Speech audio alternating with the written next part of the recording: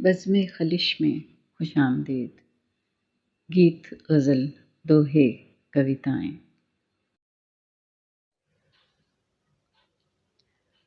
تو چل اے موسم گریہ، پھر اب کی بار بھی ہم ہی تیری انگلی پکڑتے ہیں، تجھے گھر لے کے چلتے ہیں۔ وہاں ہر چیز ویسی ہے، کوئی منظر نہیں بدلا، تیرا کمرہ بھی ویسے ہی پڑا ہے جس طرح تو نے اسے دیکھا تھا، چھوڑا تھا۔ تیرے بستر کے پہلو میں رکھی اس میز پر اب بھی دھرا ہے مگ و کافی کا، کہ جس کے خشک اور ٹوٹے کناروں پر ابھی تک وسوسوں اور خواہشوں کی جھاگ کے دھبے نمایاں ہیں۔ قلم ہے جس کی نب پر رت جگوں کی روشنائی یوں لرزتی ہے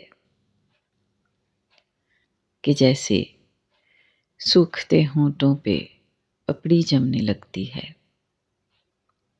وہ کاغذ ہیں جو بے روئے ہوئے کچھ آنسوؤں سے بھیگے رہتے ہیں۔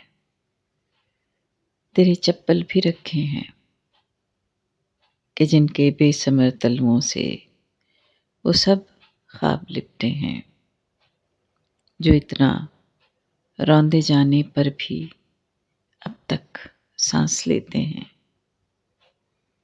تیرے کپڑے جو غم کی بارشوں میں دھل کے آئے تھے، میری الماریوں کے ہینگروں میں اب بھی لٹکے ہیں۔ دلاسوں کا وہ گیلا تولیہ اور ہچکیوں کا ادھکھلا صابن چمکتے واش بیسن میں پڑے ہیں، اور ٹھنڈے گرم پانی کی وہ دونوں ٹوٹیاں اب تک رواں ہیں، تو جنہیں اس دن کسی جلدی میں چلتا چھوڑ آیا تھا۔ دریچے کی طرف دیوار پر لٹکی گھڑی اب بھی ہمیشہ کی طرح آدھا منٹ پیچھے ہی رہتی ہے۔ کیلنڈر پر رکی تاریخ نے پلکیں نہیں جھپکیں،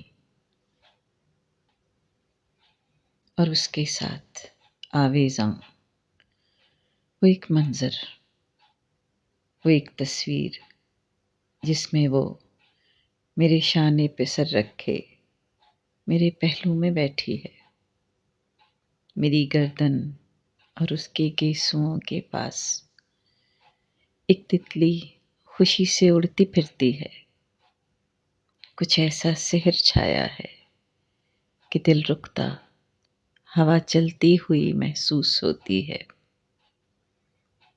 مگر اے موسم گریہ، اسی ساتھ نہ جانے کس طرف سے تو چلا آیا، ہمارے بیچ سے گزرا، ہمارے بیچ سے تو اس طرح گزرا کہ جیسے دو مخالف راستوں کو کاٹتی سرحد، کہ جس کے ہر طرف بس دوریوں کی گرد اڑتی ہے۔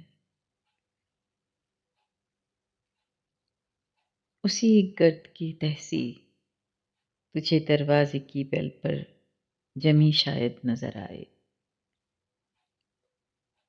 کوئی تصویر کے اندر کمی شاید نظر آئے۔